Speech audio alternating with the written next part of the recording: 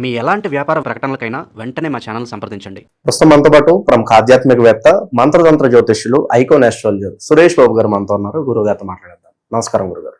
జై శ్రీమన్నారాయణ. మిథున రాశి వాళ్ళకి విశేషంగా ఈ 2026 మిగతా నెలలో గురుగారు ఏ విధంగా ఉండబోతుంది అంటారు? జూన్ నుంచి ఓవరాల్ గా డిసెంబర్ వరకు ఎలాంటి శుభవార్తలు, ఎలాంటి చెడు వార్తలు ఉండబోతున్నాయి? మరి వీళ్ళు ఏ విధంగా ఎటువంటి జాగ్రత్తలు తీసుకోవాలి?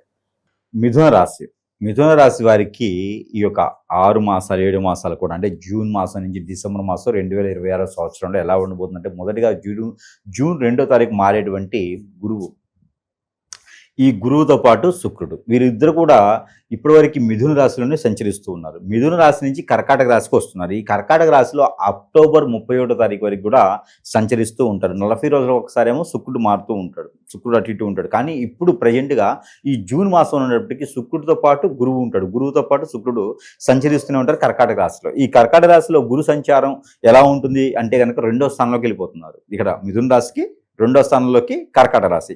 ఈ కర్కాటక రాశిలో గురువు ఉండడం వల్ల వీరికి అన్నదమ్ముల మధ్యన గొడవ కానీ, అక్కచెల్లి మధ్యన గొడవ కానీ ఉండే కూడా అవి తీరిపోతూ ఉంటాయి. మరొకటి ఏంటంటే కనుక మిథున రాశి వారికి ఎవరికైనా ఇప్పటివరకు పెళ్లి కాలేదు అంటే కనుక పెళ్లి గడియలు వచ్చాయి అని బ్యాండ్ మేళం మోగించేటువంటిది దానికి ఇంట్లో పెళ్లి కూతురుగా పెళ్లి కొడుకుగా ఉండేదానికి ఎన్నో రకాల సంబంధాలు చూసి అలసిపోయి ఇంక వద్రబాబు సంబంధాలు, నేను పెళ్లి చేసుకోనని విరక్తి వచ్చేదాకా వెళ్ళిపోయినారు. అలాంటి వాళ్ళకు కూడా మరలా కూడా పెళ్లి అయ్యేటువంటి దానికి కనిపిస్తుంది. కాకపోతే ఇక్కడ ఏంటంటే జూన్ 26 వరకు కూడా ముహూర్తాలు లేవు.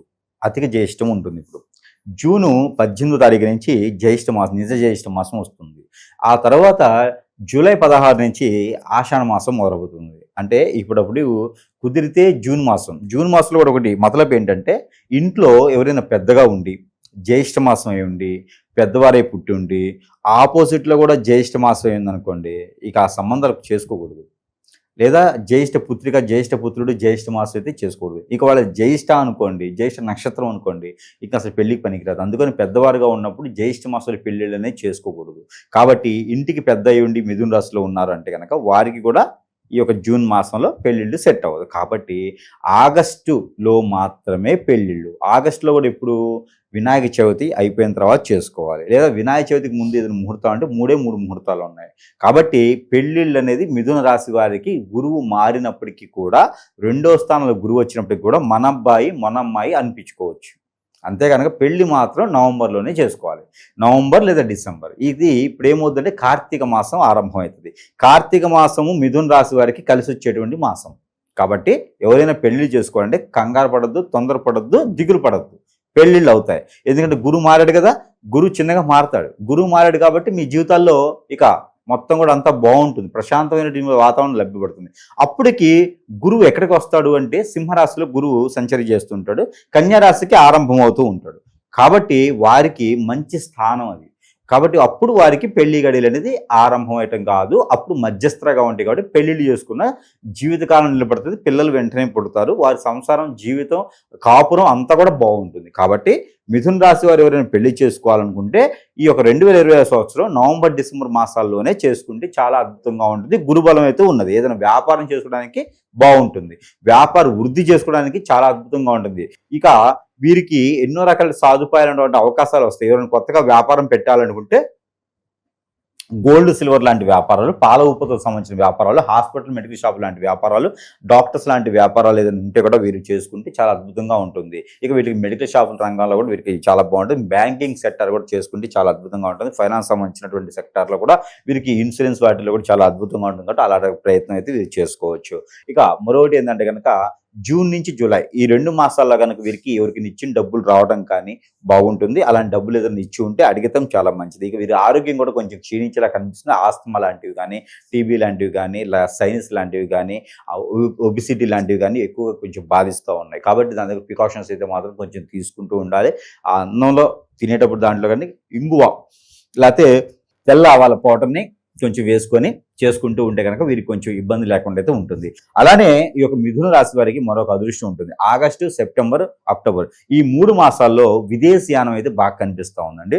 ఎక్కడైనా గల్ఫ్ కంట్రీస్ కానీ, అరబిక్ కంట్రీస్ వెళ్ళేలాగైతే కనిపిస్తూ ఉన్నారు. ప్రయత్నం చేస్తే మాత్రం ఖచ్చితంగా వీరు జాబ్ కోసమైనా, పర్యటనకైనా, లేకపోతే అక్కడ సెటిల్ అవ్వడానికైనా ఏదైనా ప్రయత్నం చేస్తే మాత్రం ఖచ్చితంగా వీరు ఈ 3 మాసాల్లో విదేశీయానం అయితే బాగా కనిపిస్తూ ఉంది. ఇక నవంబర్ డిసెంబర్లో ఇది చేసుకుంటే ఒకసారి కూడా కాని వారికి పెళ్లి చేసుకోవచ్చు. భార్య భర్త దూరమైన వాళ్ళు ఏదైనా మాట్లాడితే కనుక వీరికి భార్య అయినా దగ్గర అవుతుంది, భర్త అయినా దగ్గర అవుతారు, పిల్లలైనా దగ్గర అవుతారు. దూరమైన వాళ్ళు ఏదైనా ప్రయత్నం ఉంటే మాత్రం ఖచ్చితంగా చేయొచ్చు. ఇక వీటికి అన్ని రకాలుగా అనుకూలంగా ఉండాలి, బాగుండాలి. ఇక ఈ గురు బలం వలన, గురు మార్పిడి వలన మనకి ఇంకేమైనా అవుతుందా అంటే కనుక ఆరోగ్యం కొంచెం స్టమక్ రిలేటెడ్ కూడా కొంచెం కనిపిస్తుంది కాబట్టి దాని తగ్గట్టుగా ప్రికాషన్స్ తీసుకుంటూ ఉండాల్సిందే. ఇక వీరికి ఆగస్టు సెప్టెంబర్ మాసాల్లో ప్రయాణం చేసేప్పుడు ఆచిచూచి చేయాలి. ఒక గండం అయితే కనిపిస్తూ ఉంది. ఇక వీరికి దూరమైనటువంటి బంధుమిత్రులందరూ కూడా దగ్గర వేసి మనవాడు మనమ్మాయి అని చెప్పేసి అనుకొని మళ్ళీ మీ దగ్గర వాడుకొని మోసం చేసేలా కనిపిస్తున్నారు. కాబట్టి ఎవరితో ఎంతవరకు ఉండాలో అంతవరకు ఉండాలి. చేయి జార్చకూడదు, నోరు జారకూడదు. ఈ రెండు జారకూడదు. చేయి జారకూడదు, నోరు జారకూడదు. ఈ రెండు జారితే మాత్రం మిథున రాశి వారికి కొంచెం ఇబ్బంది పడతారని కూడా మనము ఈ సందర్భంగా చెప్పొచ్చు. ఇకపోతే దేవుని అనుగ్రహం కావాలి. ప్రతి రాశిలో కూడా మనము చివరిలో ఏం కావాలంటే దేవుని అనుగ్రహం. అసలు ఇన్ని చెప్పాం కదా మనం, ఈ రాశి వారికి ఇంత బాగుంటుంది గురువు మారితే అన్నాం. చాలా మంది ఉంటారు గురువు గారు ఏదో చెప్తుంటారు, మాకైతే మాత్రం ఏం జరగట్లేదు అసలు అంటారు. గ్రహాలు మన ఇంట్లో లేవు, వాళ్ళకు అనుకూలంగా ఉండండి పోయి చెప్పడానికి. కాబట్టి గ్రహాలను మార్చుకున్న శక్తియుక్తులు మన దగ్గరే ఉంటాయి. గ్రహాలు మార్పిడి చెందాలంటే మనమే వాటికి శాంతి చేయాలి, లేదా మనమేం పడి ఏడుస్తూనే ఉంటాయి. అవి మనల్ని ఏది ఎదగనివో, మనకి ఎన్నో రకాల అష్టదిబ్బందులు చేస్తూ ఉంటాయి. కాబట్టి గ్రహాలని సానుకూలంగా ఉండాలంటే నవగ్రహాల చుట్టూ ప్రదక్షిణ చేసుకుంటూ ఉండాలి. నవగ్రహాల చుట్టూ ప్రదక్షిణ చేసుకుంటూ నవధాన్యాలు, నల్ల మినుములు, నల్ల నువ్వులు కలిపి ఆ అభిషేకం చేసుకుంటూ బెల్లము కొంచెం నువ్వుల నూనె కొంచెం శనిసుడి మీద అభిషేకం చేసుకుంటే మనకు ఉన్నటువంటి నవగ్రహ శాంతి అయితే ఖచ్చితంగా జరుగుతుంది. అలానే విష్ణు ఆలయం, ఈ విష్ణు ఆలయంలో కనుక ఏదైనా ఎప్పుడైనా ఒకసారి గుడాలు కానీ, గుగ్గిళ్ళు కానీ, పులిహోర కానీ నైవేద్యం పెట్టాలి. బుధవారం రోజున నైవేద్యం ఇస్తే స్వామివారి యొక్క కృపకటాక్షలు మన మీదకు ఉంటాయి.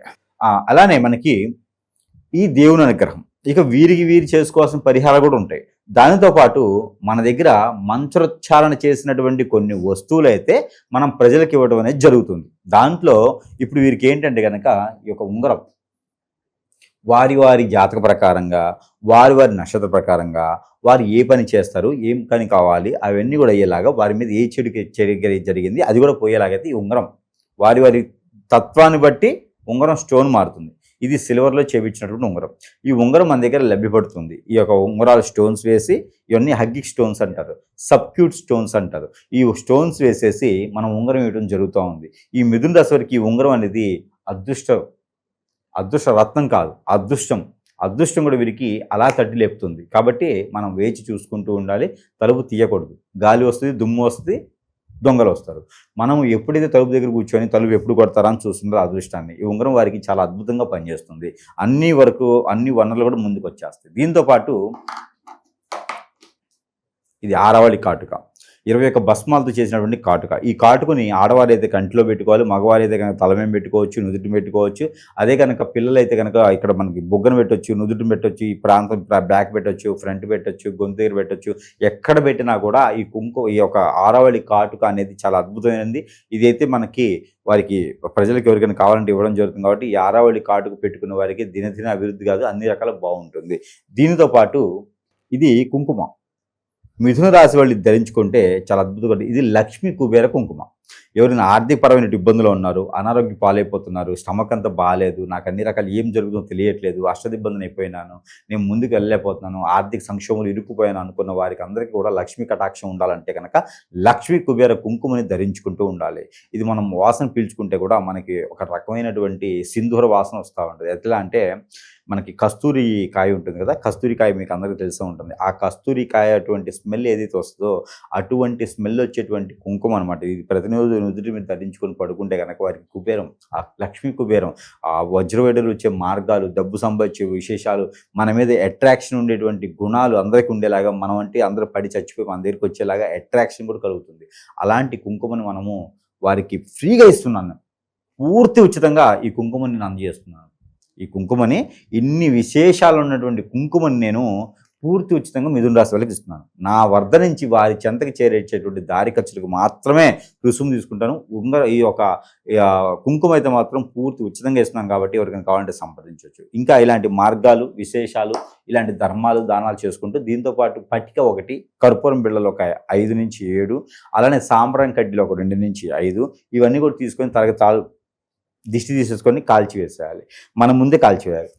అప్పుడు వారికి జరిగిన చెడు క్రియలు, ప్రకృతి దోషాలు, గ్రహ దోషాలు అన్నీ కూడా కొంచెం కొంచెంగా వెళ్ళిపోతూ ఉంటాయి. ఇలాంటి పరిహారాలు చేసుకుని కూడా అదృష్టవంతులు వచ్చి మిథున రాశి వారు. ఓవరాల్ గా మిథున రాశి వాళ్ళకి రాబోయే కాలం ఏ విధంగా ఉండబోతుందో మంచి విశ్లేషణ అందించారు. ధన్యవాదాలు సార్.